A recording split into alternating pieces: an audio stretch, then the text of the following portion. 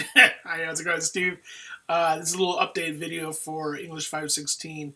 Um, Again, I'm recording this to just talk a little bit about some of the schedule changes and some things that are happening and coming up in the class in the next couple of weeks. So if you haven't had a chance to yet, go take a look at the schedule on the schedule page, and let me explain what I did.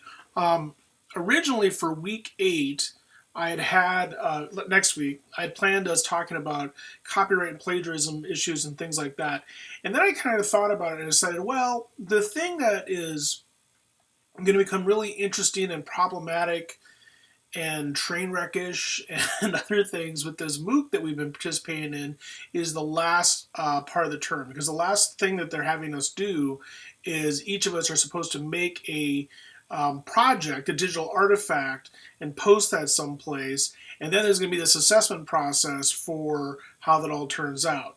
Now, we haven't really talked too much in too much detail about what people think about the MOOC in general terms.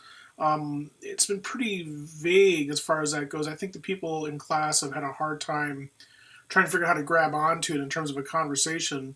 But I'm going to guess that a lot of you are going to see the assessment process and be puzzled by that. So what I decided to do was, since I know that assessment is going to be a big deal next week, and it's a big deal in terms of talking about multimedia in general. What I decided to do is change up some of the readings a little bit. So if you look at week 8, you'll see that there's a couple. There's a reading from Dan Anderson, which is a little bit older. I've used that actually before in 328, justifying why multimedia writing projects is a good idea in first year writing classes. And then a couple of articles that are newer, including one that is still not been published yet by Cheryl Ball that she has on her website. I have 2 articles there by Cheryl Ball in the second part of next week, mainly because one article leads into the other to talk about assessment stuff. Anyways, to take a look at the schedule and be sure to think about that for next week. And then for week 9 is when we start talking about the copyright and plagiarism stuff. And I also include in that week a link to a movie that I hope everybody gets a chance to watch. It's called RIP Remix Manifesto. It's a movie that was made a few years ago that's about remix culture, mashup culture. It kind of like raises a lot of these sorts of issues about public domain and Creative Commons and who owns culture and also the kind of stuff like that. And it's a movie that I show my first year composition classes to sort of frame the discussion for the term. And it's a good movie. So, hopefully people will get a chance to watch that. It's a good thing to watch over break, if nothing else. Or if you're like me and like watching stuff on your computers once in a while, it's just a link to Hulu and you watch in the background while doing some other stuff too. So those are the schedule changes that are there now. Next week we're going to talk more about multimedia stuff. Then we'll have winter break, and then we'll talk about copyright and plagiarism things. So that's task number 1, alert you to schedule. Task number 2 is to talk a little bit about what comes next. And I have some ideas about where this is going to be going. More stuff about multimedia, more stuff about the sort of implications of digital writing in terms of assessment and what it means in terms of our writing practices and as teachers and such. More about social media, because I think we haven't really talked specifically nitty gritty wise about how things like Facebook and Twitter and Pinterest and Tumblr and other emerging social media find its place in writing classrooms, should it find its place in writing classrooms and such. And we'll probably also for sure talk about something that we've kind of alluded to this week, but it's just to circle back to it at the end of the term, the notion of the digital humanities. And I think I've mentioned that before, but that's actually quite a significant shift in terms of the way that people in English type departments think about these things. However, having said all that in terms of what I'm thinking about, and this is the second issue I hope people will talk about below underneath here, if you have some interests or particular issues that you think that we should be talking about in this class, that you want to raise as a topic for the second half of the semester, by all means, please do. I'm open to ideas and suggestions. I have things that we could do from things that I've done before. I have things that we could do based on assumptions I'm making about where the class is heading. But I'm also interested in your suggestions. And I'm also interested in a discussion about to make sure if this is all still making sense for people. Um, my sense is that people in this group are generally speaking hanging in with it, and also generally speaking, either have a broad sense of what it means to teach writing, with technology, or are just more interested in the intersections between writing and technology and culture, which is sort of the undergirding thing of the class. And we can keep going in that direction, or we can go in a more, for lack of a better way of putting it, pragmatic direction in terms of stuff that you would actually do in classes. When I first started teaching this class a long time ago, I had students who would say things like, "That's really interesting, but I don't really see what this has to do with the teaching of writing."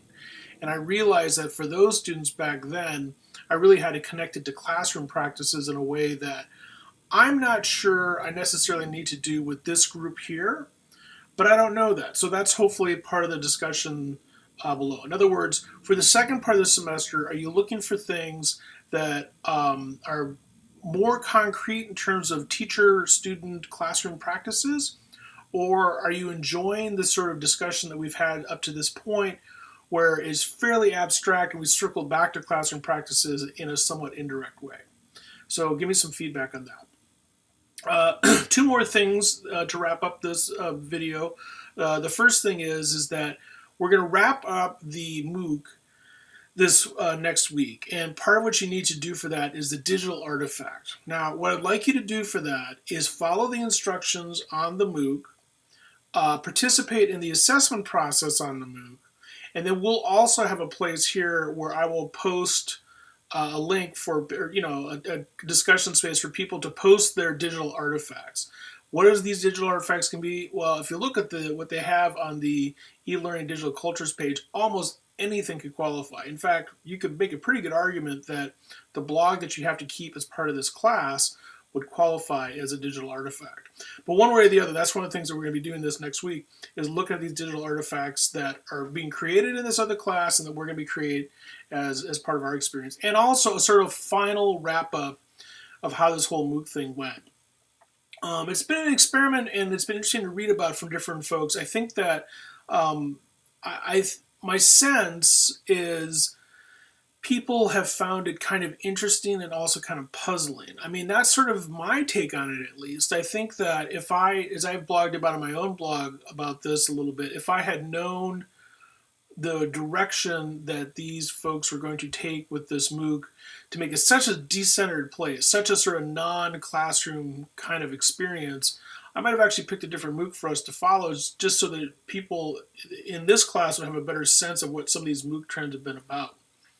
But it is what it is, and I think it's been kind of interesting to weave it into this class, and some of the stuff that's been on the MOOC has been really interesting. Some of it's been really dreadful too. And what I'm hoping to get from folks in next week in particular, and certainly in their essay that's due after winter break, is your reflections on what this process has been like. And I'm interested in this for all kinds of different reasons, not the least of which is that I'm going off to do a presentation the weekend of winter break. I guess it'd be March 8th. I'm looking at the calendar here, March 9th, something like that. I've been invited to do a presentation at the American Federation of Teachers to talk about MOOCs, and I'd be really curious I have my reactions, but I'd really like to have your reactions too, to add to that presentation. I think that would be really useful. So hopefully we can have some conversation about that next week as well. The last sort of like housekeeping sort of thing that I want to bring up here is, I want to bring up here, there's also discussion about blogs, but I'll just post about that underneath, is this notion of the self-participation grade. Now, participation for the class is divided up, is worth 300 points, and if you look at the original syllabus, I'm clicking over here, participation means diligently engaging in the readings and discussion on the class website. It means in doing that on time and doing it successfully and all that kind of stuff, getting involved in the readings and reading and commenting each other's blogs, participating in the Coursera MOOC, and other usual miscellaneous kinds of things. And what I ask people to do in the syllabus, if you go look at that, you'll notice that it says, at midterm, I'll have an email conversation with each of you about your progress in terms of participation, and we'll do this again at the end of the term as well. So we're getting a midterm, actually almost just slightly past midterm, and so this is how this is going to work. And we'll talk a little bit about more next week as well, but by the Friday, March 1st, you need to email me a email that basically says, this is the grade I think I should be getting for participation and why. Keeping in mind what's listed on the syllabus as things having to do with participation. It's not the same as the writing projects. It's not the same as the blogs. It's not the same as the final. It's participation in the class. And that's something that we'll be going through that process next week too. Anyways, you send me an email. You tell me what grade you think that you should be getting, and I'll send you an email back. And then we'll have a little discussion about that, and hopefully we'll agree. I've done this for years with different classes, and one of the things that's really remarkable is that students typically are right. In other words, students rarely say stuff like, well, I show up once in a while, you know, I don't cause trouble, you should give me an A for participation. That's usually not what happens. Usually what happens is that students go through and diligently talk about what they've done or not done. And so be honest, because I do have a sense of I have a sense what I would give people for grades for participation, but it'd be nice to have some sort of conversation with each other about it. Okay, I think that that's about it for now. So like I said, take a look at the schedule. Think in terms of the MOOCs, wrapping up the MOOC this week. I'm really next week. In terms of thinking about the digital artifact, I'm really curious to see what people have to think about it, and think in terms about participation for the class. And like I said, I'm not talking about much here, but also, as I mentioned here, be sure to keep up with those blogs. Post them, comment with each other, stay engaged. I think that's it. Okay, bye.